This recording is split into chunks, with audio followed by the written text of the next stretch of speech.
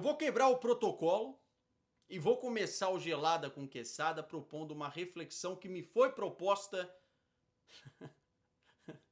no Instagram por Antônio Oliveira, e não é o treinador. Imaginem só, na praia de Copacabana, Fred Caldeira de sunga vermelha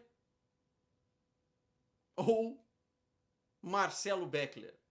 Qual dos dois chamaria mais atenção? Eu fiquei refletindo nisso nos últimos dias e eu gostaria que essa imagem passasse para a cabeça de vocês. Quem chamaria mais atenção? Deixem nos comentários. E dito isso, bora lá, porque eu não tenho tempo, além de pensar nessas coisas, para perder.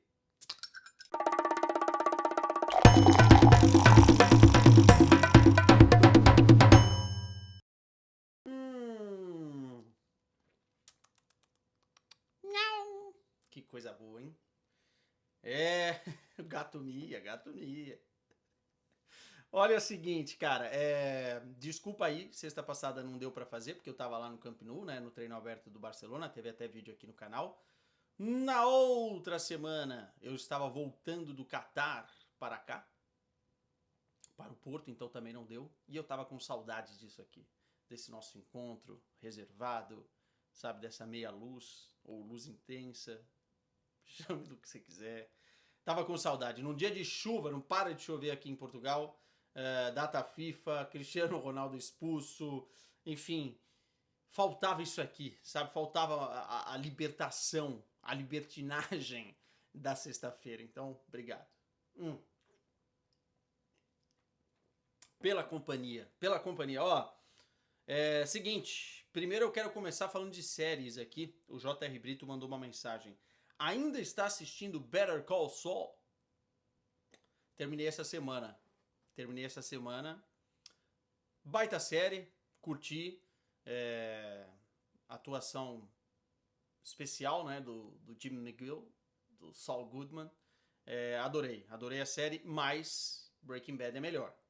E tem um episódio, não vou dar spoiler aqui, mas tem um episódio de Better Call Saul que poderia entrar em Breaking Bad e não fica devendo nada para os grandes episódios, que é o Plan and Execution.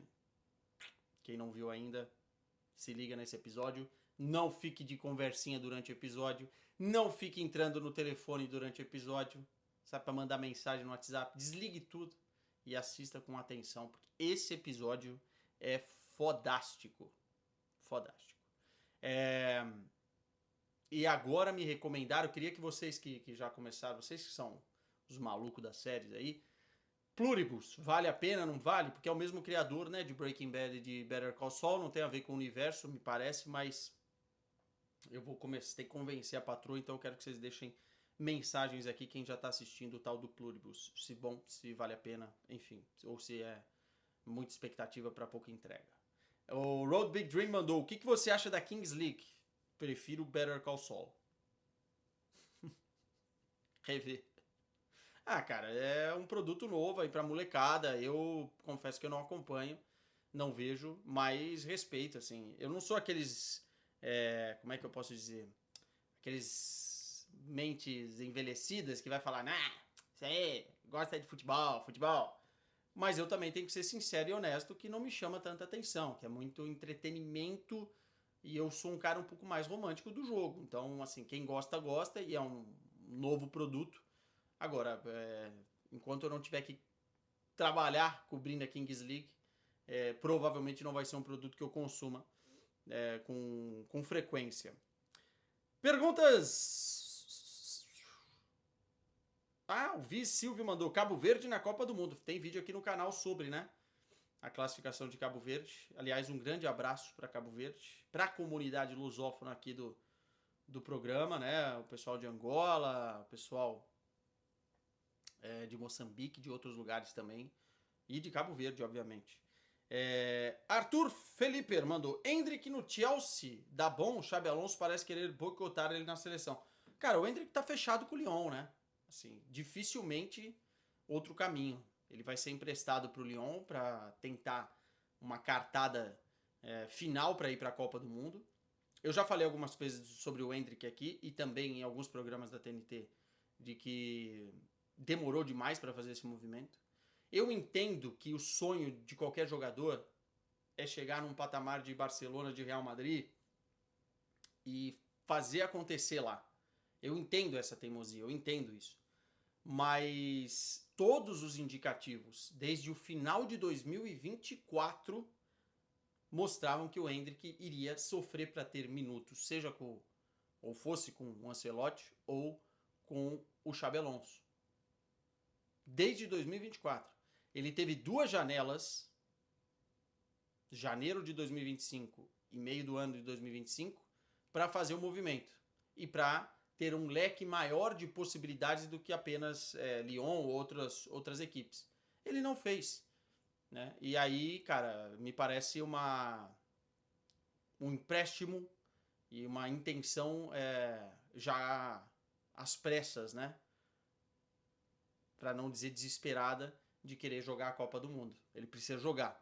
Agora, a boa notícia é que o Lyon precisa de um centroavante e o Paulo Fonseca, que está lá, é apaixonado por jogador brasileiro jovem, né? Vídeo que ele fez e treinou muito tempo no Shakhtar, e estava maluco para ter um centroavante. Então, assim, ele vai chegar, muito provavelmente ele vai pegar a camisa e vai jogar.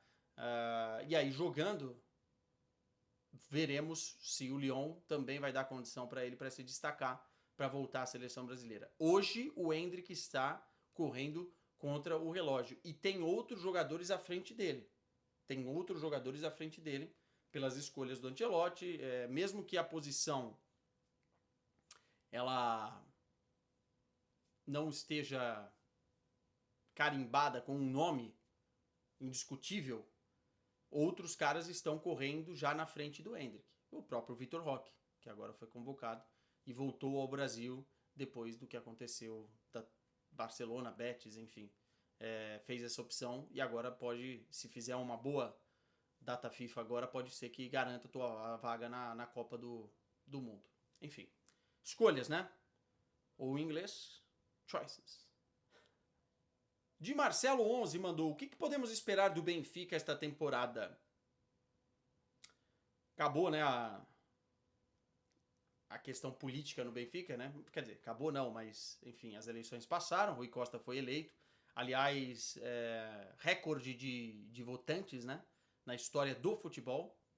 Uma marca muito importante se a gente olhar a dimensão de Portugal como país e enfim, a força também de outros clubes que têm sócios.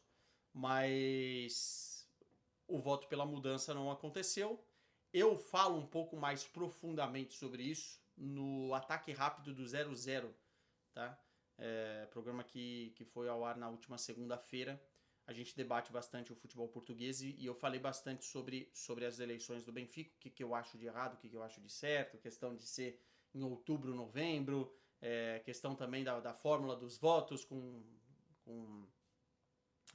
os sócios mais longevos, com muito mais participação nos votos, né? Um voto que vale 50, dependendo do tempo que você já está sócio do Benfica. Enfim, falei dessas disparidades, fiz algumas críticas e quem quiser vai lá no YouTube do Ataque Rápido que a gente debateu mais profundamente sobre isso.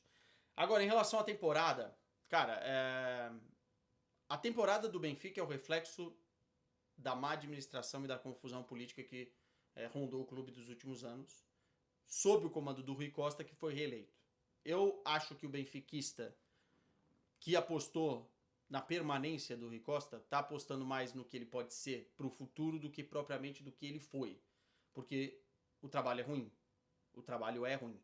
Tanto é ruim que por 2 temporadas o Benfica começa com um treinador, depois de algumas semanas ou meses demite esse treinador. Foi assim com o Roger Schmidt, foi assim agora com o Bruno Lage. E você planeja todo o mercado de transferências pensando na ideia de jogo de um cara e contrata outro com ideia de jogo totalmente diferente. Mas o que, como diziam os portugueses, o que estamos a fazer? Estamos a brincar, pá? Estamos a brincar, pá? É basicamente isso. Porque aí, se a gente olha o que o Mourinho quer fazer com o time, o que ele pretende de estilo de jogo, né? Um estilo de jogo de mais de transição, de marcar pressão, recuperar a bola e transicionar e verticalizar, e verticalizar, e verticalizar, ele precisa de extremos, ele precisa de pontas. E ele só tem o Luque Bacchio. Hoje o Benfica tem uma jogada que é roubar a bola e joga no Luque Bacchio para ele correr e fazer o que o Mourinho quer. E o Luque Bacchio, cá entre nós, é bom jogador até, mas não é um primor. Em aspectos técnicos, inclusive, finalização, ele erra muitos gols, perde muitos gols. Então o Benfica está tentando se encontrar. E eu acho que o mercado agora de inverno vai ser fundamental para isso. Né? Como se o Benfica não tivesse já gasto mais de 100 milhões de euros em tentativas de reforços, pensando no estilo de jogo que queria fazer. Né? Com mais controle no meio campo, com o Barrenechea, com o Richard Hughes, enfim. E fora isso, mentalmente me parece que jogadores estão abaixo, né? Porque contra o Casapia, o time estava ganhando 2-0, toma um gol e parece que, pô, lá vem o Real Madrid pra cima da gente.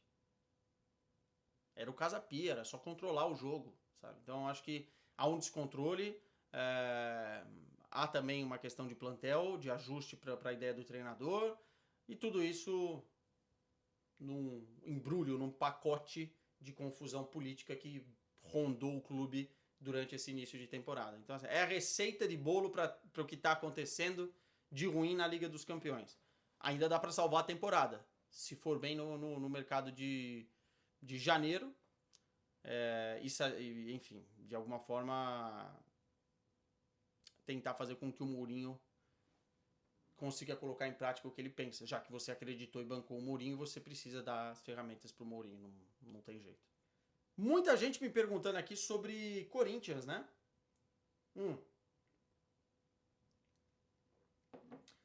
J.R. Brito perguntando, acompanhando o Corinthians ainda. Tem mais gente mandando, cadê o Corinthians? Fala do Coringão. Tem perguntas sobre o Corinthians aqui, eu vou tentar encontrar algumas delas. O Renan Andrade mandou algumas, eu vou responder. Mas rapidamente para falar sobre Corinthians, aqui no canal, eu não tenho conseguido fazer pós-jogo em todos os jogos.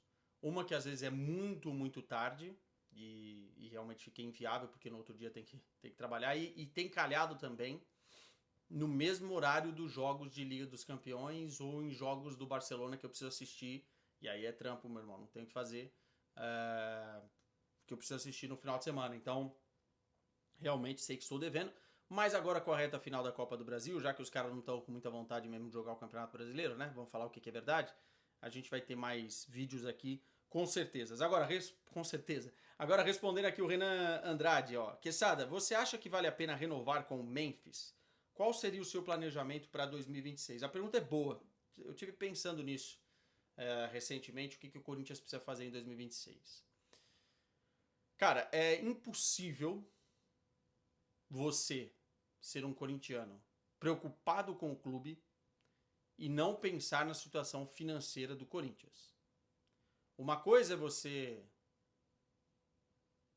querer um time competitivo, um time brilhante, mas sustentável.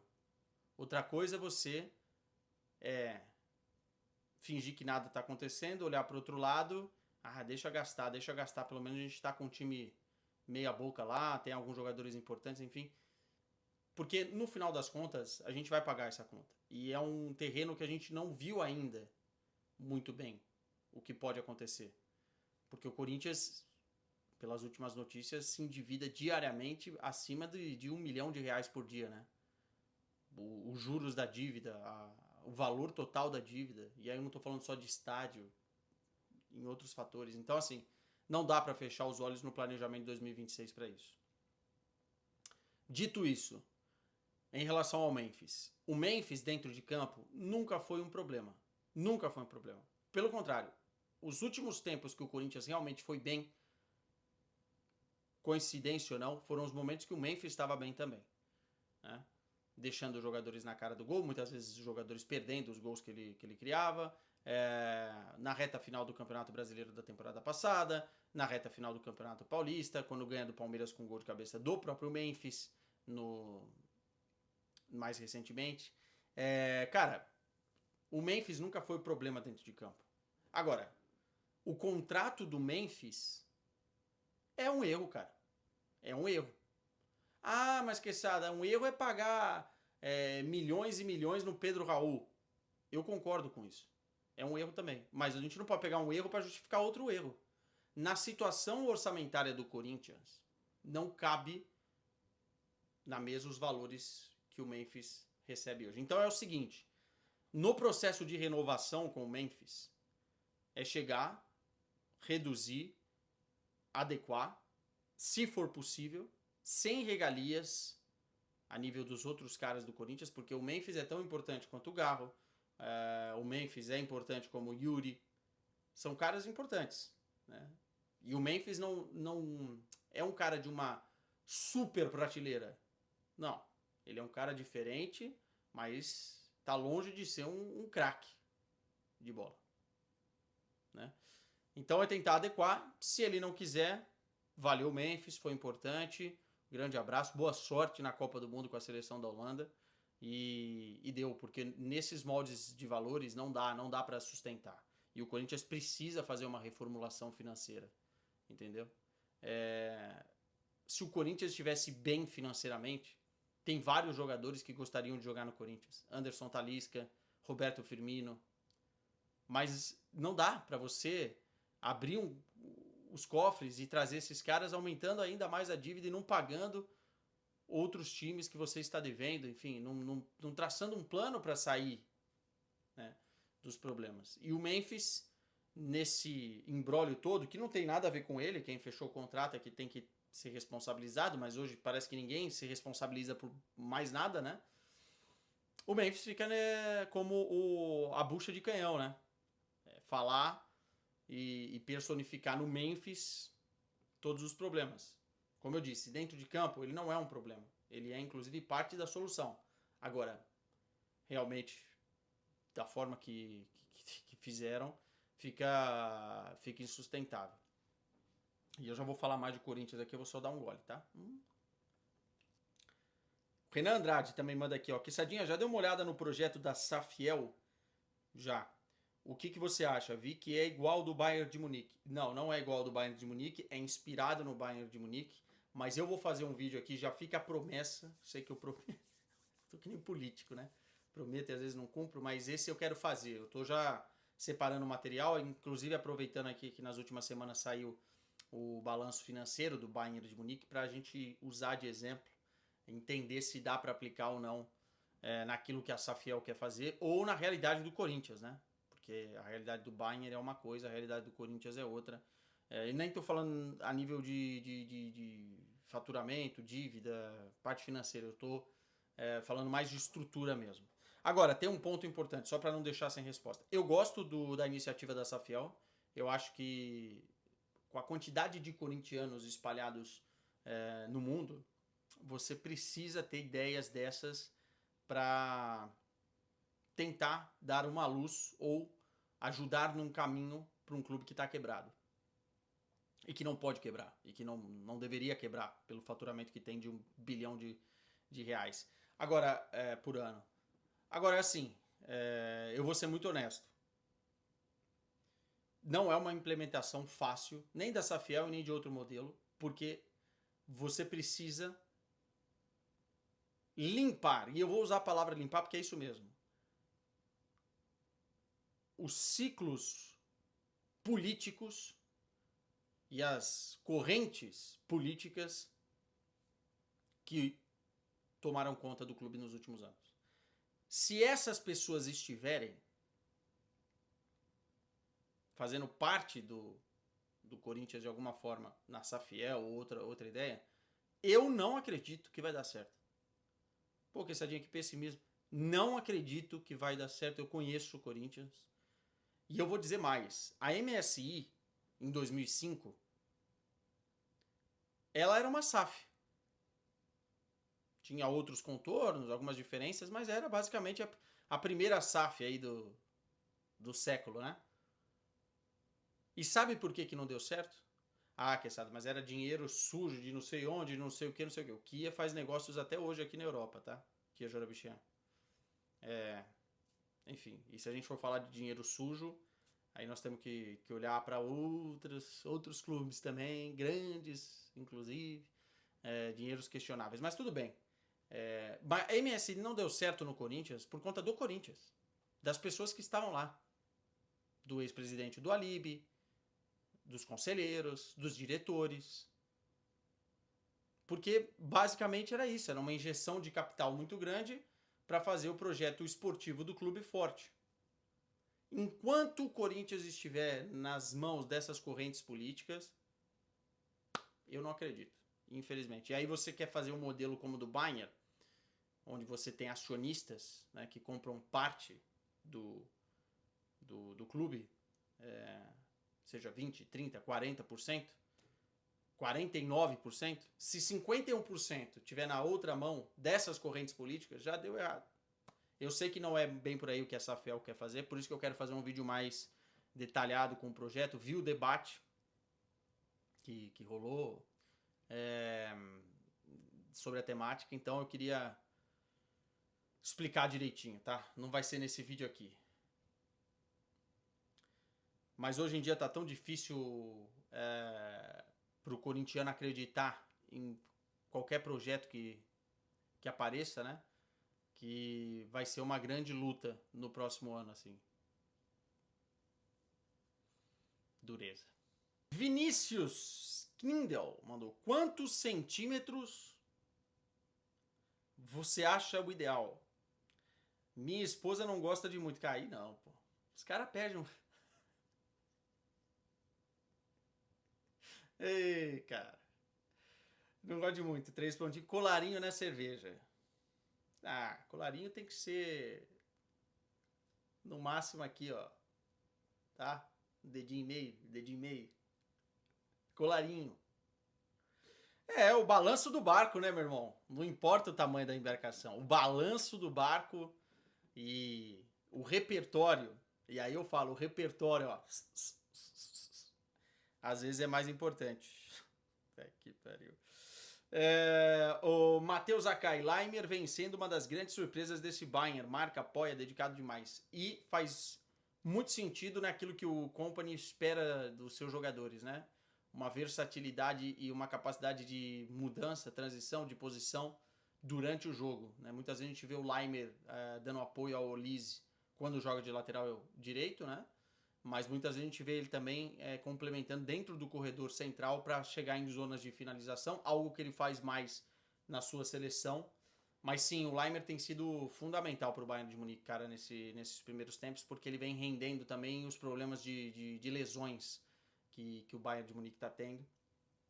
E é um cara que, quem assiste o canal sabe que eu criticava bastante, que eu achava que não dava para começar a temporada e não dava para ter uma temporada com o Leimer de titular na direita. Hoje eu acho que ele não pode sair do time. Tem que ser o Leimer na direita e o Davis quando voltar na lateral esquerda. O Isaac SS. Quesada, conta pra nós algum rolê que você já deu com Beckler e Fred.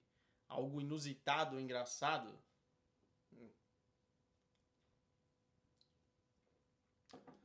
Cara, o último rolê que eu dei com o Beckler e com o Fred, que a gente deu um giro lá em Barcelona, eu fiquei num nível que a gente encontrou com os amigos do Beckler no meio de uma balada e eu pensei que eles queriam tirar foto com o Beckler ou com o Fred, com a gente e tal. E eu não lembrei que eles eram amigos do Beckler. E eu vi esses caras e conversei com eles pra caramba no casamento, enfim. Eu não saio mais com esses dois. Eu não tomo mais vodka, aliás, desde 2018. E eu não saio mais com esses dois, não. Juninho mandou: Mourinho ainda tem chance de voltar? Pra onde, cara? Pra onde? Já voltou pra Portugal. Voltar a ser o que era? Acho que não, acho difícil. Acho difícil. Acho que o caminho do Mourinho natural é treinar uma seleção daqui a pouco. Eu acho que, sinceramente, o Mourinho, ele perdeu um pouco daquilo que um treinador precisa, né? A nível de fome, a nível de vontade de mudar um grupo, enfim. Eu acho que ele também não tem muita paciência para a molecada mais jovem, os novos hábitos, os novos costumes. Mas, de qualquer maneira, como eu disse, ainda acho um grande treinador. Se era essa a pergunta, né? Adeilton Freitas mandou: o CR7 conquistou tudo na carreira. Pra que diminuir as conquistas do outro para se sentir superior? A pergunta é boa, cara. Assim, ó, você tá falando da entrevista com o Piers Morgan, né? E eu vou ser muito sincero aqui. Eu gosto muito do Cristiano Ronaldo. Todo mundo sabe aqui a admiração que eu tenho, a história de quem cobriu a seleção portuguesa e os títulos de Champions dos últimos anos, enfim. Enfim, sou fã do Cristiano Ronaldo. Só que não é por gostar do Cristiano Ronaldo que eu não vou poder criticar o Cristiano Ronaldo. O dia que isso acontecesse, pode tirar o microfone da minha frente, que eu vou ficar aqui só tomando a minha cervejinha e fazendo meu churrasco e não vou falar mais de futebol.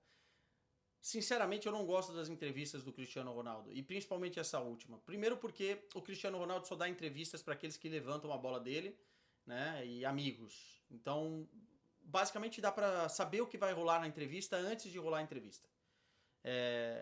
E segundo, cara, que me incomoda um pouco ele falar sobre algumas coisas. E o tema político, tá? Não é o que me incomoda. Não é o que me incomoda.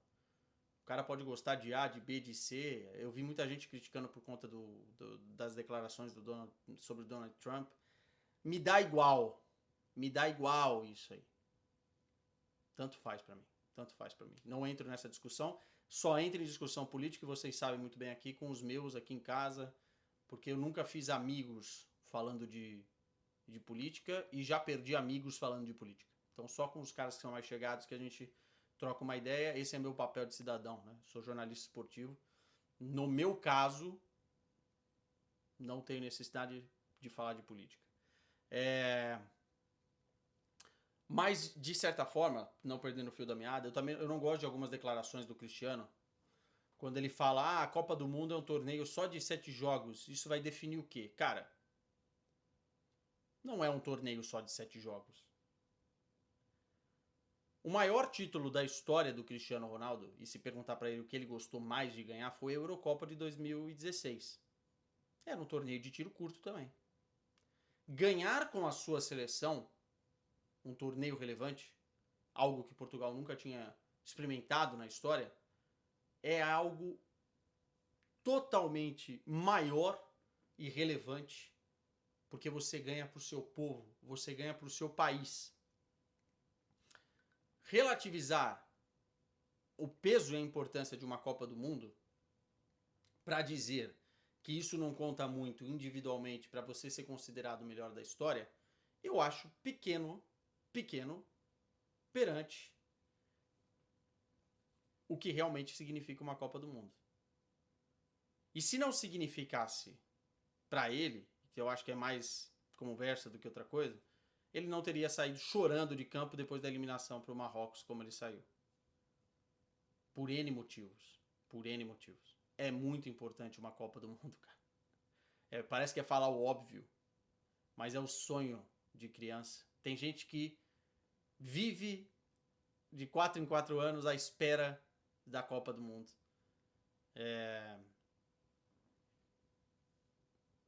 E a história nos mostra que você não pode relativizar uma Copa do Mundo, o tamanho de uma Copa do Mundo. É o meu balizador principal para definir algumas coisas sobre futebol. Agora, é o que o Adeilton falou aqui. Você não precisa desmerecer ninguém, isso na vida, tá? Para valorizar o seu. Desmerecer qualquer feito para valorizar o seu. As pessoas já vão saber valorizar. As pessoas já vão saber fazer isso por você. Eds Reis mandou: acha que Portugal e Argentina deveriam aposentar os números 10 e 7? Acho que valeria algo mais. Eu acho que não, cara. Se fosse em algum clube, talvez, mas sinceramente em seleção não vejo porquê. Assim, As homenagens tanto para Messi e Cristiano Ronaldo dentro das seleções, dentro do mundo do futebol, elas têm que ser imensas, mas acho que isso, sinceramente, não faria tanta diferença assim. Não... E outra, vai surgir outra molecada, vai ser um orgulho para a molecada jogar com a camisa desses caras, uma responsabilidade a mais. O Brasil, por exemplo, a 10 não foi aposentada, né? A 10 do Pelé. Então, não acho que passa por aí o nível de homenagens. Doutor Corintiano, mandou várias, hein? Quesada, no seu começo na Europa, quais foram as maiores dificuldades? Já vou para a Itália, conselhos. Cara, tá muito diferente de quando eu mudei, né? Assim, a Europa tá se fechando mais agora para imigração, Portugal nem se fala. Mas eu acho que o grande desafio, além da parte financeira, de organização, de documentação, né, que eu acho que isso pesa mais, mentalmente o grande desafio é você se adaptar a uma nova cultura, você se adaptar a uma nova forma de relacionamento com as pessoas. O Brasil ele te oferece um banquete de amizades, né? De carinho, de proximidade com as pessoas, das mesmas piadas, da mesma forma de ver a vida e tal. Quando você sai do Brasil esperando isso, você já saiu errado. Então é preciso saber se adaptar. Mentalmente é o grande X da questão. Lucas Campos mandou várias, hein? Como funcionam as outras divisões de Portugal? É parecido com a Inglaterra? Não, é menor, né? E é menos forte também, né? E mais sucateada. Cara, aqui nós temos as divisões inferiores, aí depois você tem competições que permeiam as divisões, né? Taça de Portugal, Taça da Liga, enfim. E no final das contas, na segunda divisão portuguesa você tem representação também dos clubes que estão na primeira, né? Benfica B, Porto B, enfim. É parecido com o sistema espanhol.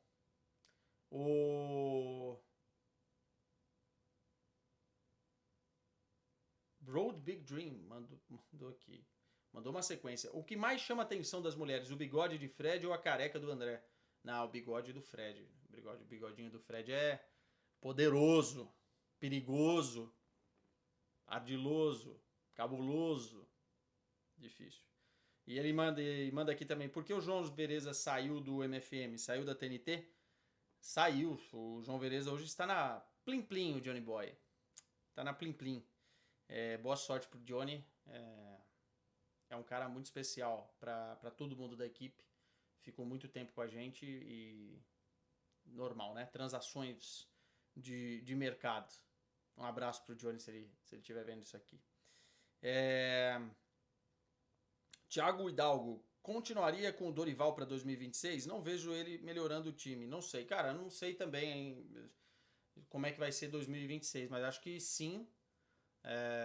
Não tem ninguém no mercado, financeiramente também falando, melhor que o Dorival. Eu sei que o Corinthians paga muito pro Dorival, mas você teria que buscar um treinador talvez de fora, né, para pegar o projeto.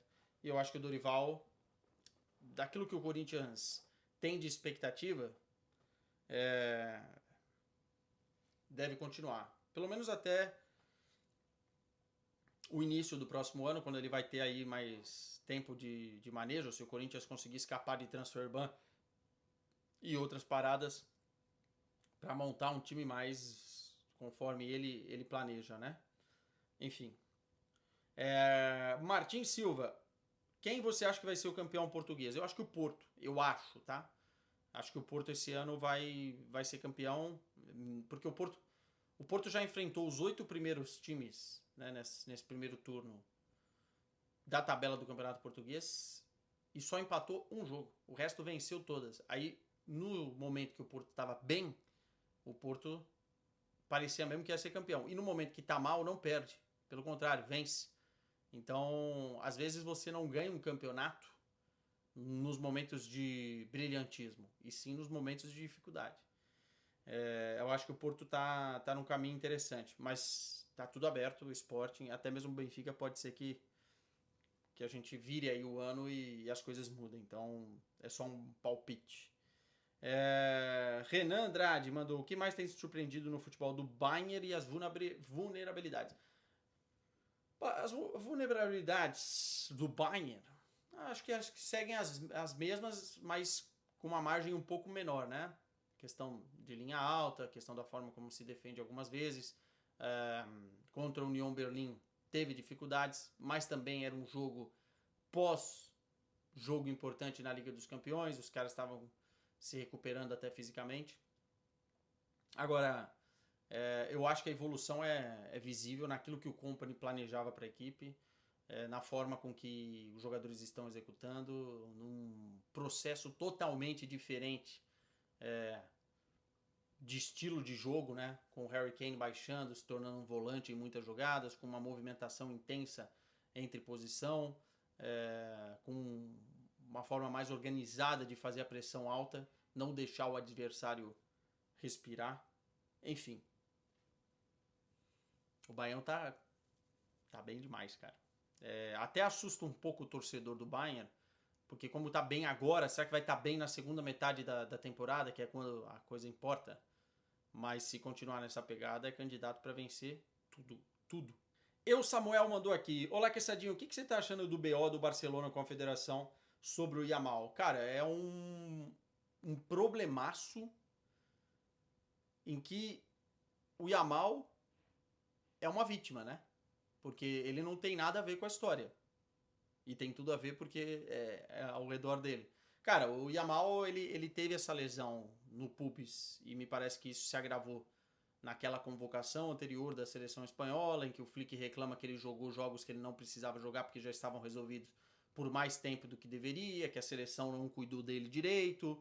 O De La Fuente do outro lado fala que não teve nada a ver, e a partir desse momento parece que houve uma ruptura entre Barcelona e Federação Espanhola, que agora piorou ainda mais nessa última convocação. O Barcelona fez um tratamento específico, considerado, entre aspas, invasivo, né, porque usa agulhas e tal para recuperação do problema que ele tem no pubis, e com isso ele não poderia jogar pela seleção da Espanha, mas o Barcelona não avisou a seleção da Espanha. O De La Fuente veio falar um monte de coisa na imprensa dizendo que quer respeito, exige respeito do Barcelona, e eu acho que até ele está certo, assim, tem que ter uma comunicação entre clube e federação, e essa guerra aí, que já nem é fria, é uma guerra caliente, só é ruim para a seleção da Espanha, para o Lamine Yamal e para o Barcelona.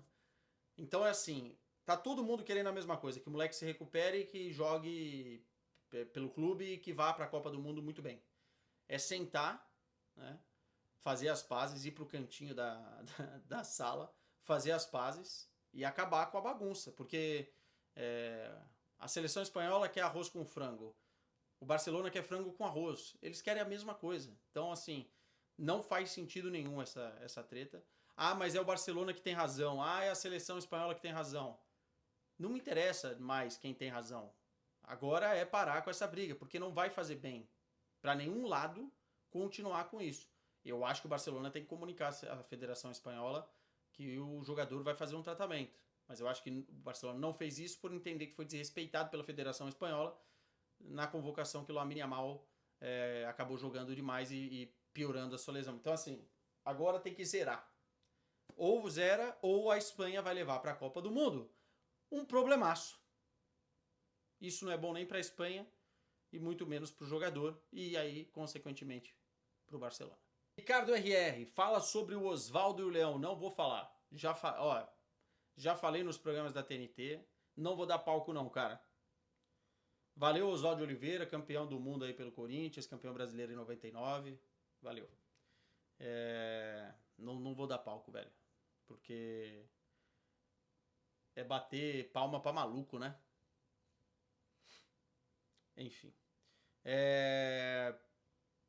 Luísa Portilha, você acha que o Kane e o Benzema do Real são parecidos em termos de qualidade e melhorar o time? Eu acho que os dois jogam pro time.